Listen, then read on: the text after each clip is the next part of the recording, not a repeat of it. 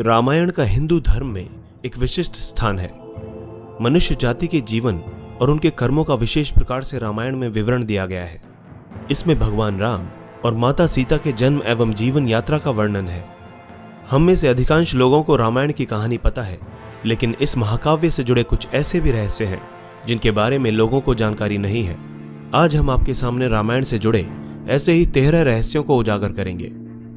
ऐसा माना जाता है कि मूल रामायण की रचना ऋषि वाल्मीकि द्वारा की गई थी, लेकिन कई अन्य संतों और वेद पंडितों जैसे तुलसीदास, संत एकनाथ इत्यादि ने भी इसके अन्य संस्करणों की भी रचना की है। हालांकि प्रत्येक संस्करण में अलग अलग तरीके से कहानी का वर्णन किया गया है, लेकिन मूल रूपरेखा एक ही है। नंबर 1, रामायण के हर 1000 श्लोक के बाद आने वाले पहले अक्षर से गायत्री मंत्र बनता है। गायत्री मंत्र में 24 अक्षर होते हैं और वाल्मीकि रामायण में 24,000 श्लोक हैं। रामायण के हर 1000 श्लोक के बाद आने वाले पहले अक्षर से गायत्री मंत्र बनता है। ये मंत्र इस पवित्र महाकाव्य का सार है। गायत्री मंत्र को सर्वप्रथम ऋग्वेद में उल्लिखित किया गया था। नंबर 2, राम और उनके भाइयों की एक बहन भी थी। श्री राम के माता पिता एवं भाइयों के बारे में तो प्राय सभी जानते हैं, लेकिन बहुत कम लोगों को यह मालूम है कि राम की एक बहन भी थी जिनका नाम शांता था। वे आयु में चारों भाइयों से काफी बड़ी थी। उनकी माता कौशल्या थी। ऐसी मान्यता है कि एक बार अंग देश के राजा रोमपद और उनकी रानी वर्षिणी अयोध्या आए हुए थे। उनको कोई संतान नहीं थी। बातचीत के दौरान राजा दशरथ को जब यह बात मालूम हुई तो उन्होंने कहा, मैं अपनी बेटी शांता आपको संतान के रूप में दूंगा। ये सुनकर रोमपद और वर्षिणी बहुत खुश हुए। उन्होंने बहुत ही लाड प्यार से शांता का पालन पोषण किया और माता पिता के सभी कर्तव्य निभाए। नंबर 3, राम विष्णु के अवतार हैं, लेकिन उनके अन्य भाई किसके अवतार थे?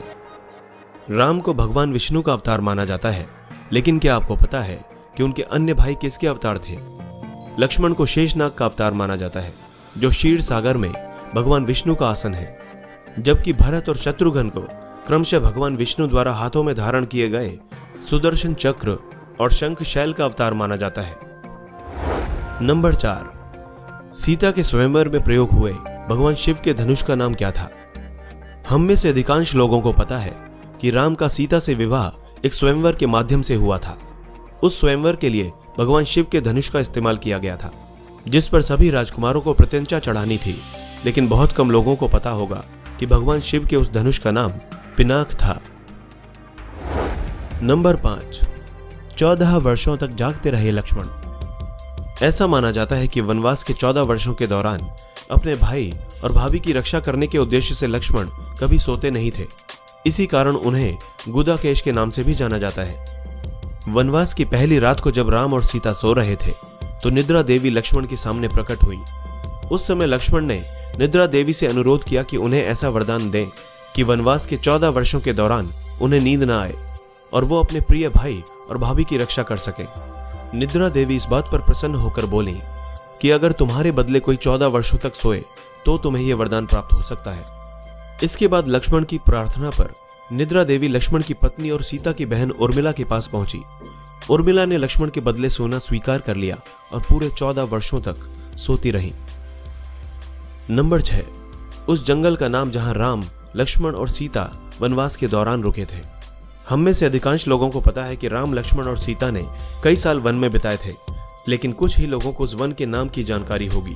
उस वन का नाम दंडकारण्य था, जिसमें राम, सीता और लक्ष्मण ने अपना वनवास बिताया था। यह वन लगभग 35,600 वर्ग मील में फैला हुआ था, जिसमें वर्तमान छत्तीसगढ़, उड़ीसा, महाराष्ट्र और आंध्र प्रदेश के कुछ हिस्से शामिल थे। उस समय यह वन सबसे भयंकर राक्षसों का घर माना जाता था, इसीलिए इसका नाम दंडकारण्य था, जहां दंड का अर्थ सजा देना और अरण्य का अर्थ वन होता है। नंबर 7, लक्ष्मण रेखा का वर्णन वाल्मीकि रामायण में नहीं है। पूरी रामायण की कहानी में सबसे पेचीदा प्रकरण लक्ष्मण रेखा की घटना है, जिसमें लक्ष्मण वन में अपनी झोपड़ी के चारों ओर एक रेखा खींचते हैं। जब सीता के अनुरोध पर राम स्वर्ण हिरण को पकड़ने और मारने की कोशिश करते हैं तो वो हिरण राक्षस मारीच का रूप ले लेता है। इस घटना के संबंध में अज्ञात तथ्य यह है कि इस कहानी का वर्णन ना तो वाल्मीकि रामायण में है और ना ही रामचरितमानस में, लेकिन रामचरितमानस के लंका कांड में इस बात का उल्लेख रावण की पत्नी मंदोदरी द्वारा किया गया है। नंबर 8, रावण एक उत्कृष्ट वीणा वादक था। इस बात की पुख्ता जानकारी है कि रावण एक बहुत ही बड़ा विद्वान था और उसने वेदों का भी अध्ययन किया था। लेकिन क्या आपको पता है कि रावण के ध्वज में एक प्रतीक के रूप में वीणा होने का कारण क्या था? क्योंकि रावण एक उत्कृष्ट वीणा वादक था, जिसके कारण उसके ध्वज में प्रतीक के रूप में वीणा अंकित थी। हालांकि रावण इस कला को ज्यादा तवज्जो नहीं देता था, लेकिन उसे यह वाद्य यंत्र बजाना बहुत पसंद था। नंबर 9, आखिर कुंभकर्ण 6 महीने तक क्यों सोता था? रामायण में वर्णित है कि कुंभकर्ण लगातार 6 महीनों तक सोता था। वो सिर्फ एक दिन खाने के लिए उठता और पुनः 6 महीनों के लिए सो जाता था। लेकिन क्या आपको पता है कि कुंभकर्ण को सोने की आदत कैसे लगी? एक बार एक यज्ञ की समाप्ति पर ब्रह्मा कुंभकर्ण के सामने प्रकट हुए और उन्होंने कुंभकर्ण से वरदान मांगने को कहा। यह देखकर इंद्र को यह डर सताने लगा कि कहीं कुंभकर्ण वरदान में इंद्रासन न मांग ले। इसलिए उन्होंने देवी सरस्वती से अनुरोध किया कि वो कुंभकर्ण की जीवा पर बैठ जाएं, जिससे वो इंद्रासन के बदले निद्रासन मांग ले। इस प्रकार इंद्र की ईर्ष्या की वजह से कुंभकर्ण को सोने का वरदान प्राप्त हुआ। नंबर 10, नासा ने भी स्वीकारा राम सेतु के अस्तित्व को। रामायण की कहानी के अंतिम चरण में वर्णित है कि राम और लक्ष्मण ने वानर सेना की मदद से लंका पर विजय प्राप्त करने के लिए एक पुल का निर्माण किया था। ऐसा माना जाता है कि यह कहानी लगभग 17,50,000 साल पहले की है। हाल ही में नासा ने श्रीलंका और भारत को जोड़ने वाले एक प्राचीन मानव निर्मित पुल की खोज की है और शोधकर्ताओं और पुरातत्वविदों के अनुसार इस पुल के निर्माण की अवधि भी रामायण महाकाव्य में वर्णित पुल के निर्माण काल से मिलती है। नासा के उपग्रहों द्वारा खोजे गए इस पुल को एडम्स ब्रिज कहा जाता है और इसकी लंबाई लगभग 30 किलोमीटर है। नंबर 11, आखिर क्यों राम ने लक्ष्मण को मृत्यु दंड दिया? रामायण में वर्णित है कि श्री राम ने ना चाहते हुए भी जी जान से प्यारे अपने छोटे भाई लक्ष्मण को मृत्यु दंड दे दिया था। आखिर क्यों भगवान राम ने लक्ष्मण को मृत्यु दंड दिया था? यह घटना उस वक्त की है जब श्री राम लंका विजय के बाद अयोध्या लौट आए थे और अयोध्या के राजा बन गए थे। एक दिन यम देवता को कोई महत्वपूर्ण चर्चा करने के लिए श्री राम के पास आना था। चर्चा आरंभ करने से पूर्व उन्होंने भगवान राम से कहा कि आप मुझे वचन दें कि जब तक मेरे और आपके बीच वार्तालाप होगा, हमारे बीच कोई नहीं आएगा और जो आएगा उसे आप मृत्यु दंड देंगे। इसके बाद राम लक्ष्मण को यह कहते हुए द्वारपाल नियुक्त कर देते हैं कि जब तक उनकी और यम की बात हो रही है, वो किसी को भी अंदर न आने दे, अन्यथा वे उसे मृत्यु दंड दे देंगे। लक्ष्मण भाई की आज्ञा मानकर द्वारपाल बनकर खड़े हो गए। लक्ष्मण को द्वारपाल बने कुछ ही समय बीतने के बाद वहां पर ऋषि दुर्वासा का आगमन होता है। जब दुर्वासा ने लक्ष्मण से अपने आगमन के बारे में राम को सूचित करने के लिए कहा, तो लक्ष्मण ने विनम्रता के साथ मना कर दिया। इस पर दुर्वासा क्रोधित हो गए तथा उन्होंने संपूर्ण अयोध्या को श्राप देने की बात कही।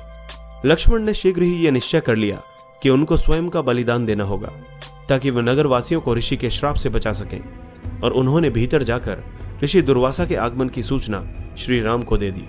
अब श्री राम दुविधा में पड़ गए क्योंकि उन्हें अपने वचन के अनुसार लक्ष्मण को मृत्यु दंड देना था। इस दुविधा की स्थिति में श्री राम ने अपने गुरु वशिष्ठ का स्मरण किया और कोई रास्ता दिखाने को कहा। गुरुदेव ने कहा कि अपनी किसी प्रिय वस्तु का त्याग उसकी मृत्यु के समान ही है, अतः तुम अपने वचन का पालन करने के लिए लक्ष्मण का त्याग कर दो। लेकिन जैसे ही लक्ष्मण ने यह सुना तो उन्होंने राम से कहा कि आप भूल कर भी मेरा त्याग नहीं करना। आपसे दूर रहने से तो यह अच्छा है कि मैं अपने वचन का पालन करते हुए मृत्यु को गले लगा लूं। ऐसा कहकर लक्ष्मण ने जल समाधि ले ली। दोस्तों, इसी तरह की इंटरेस्टिंग और इन्फॉर्मेटिव वीडियोस देखने के लिए हमारे चैनल हिस्टोरिक हिंदी को आज ही सब्सक्राइब करें और बेल आइकन को दबाना ना भूलें।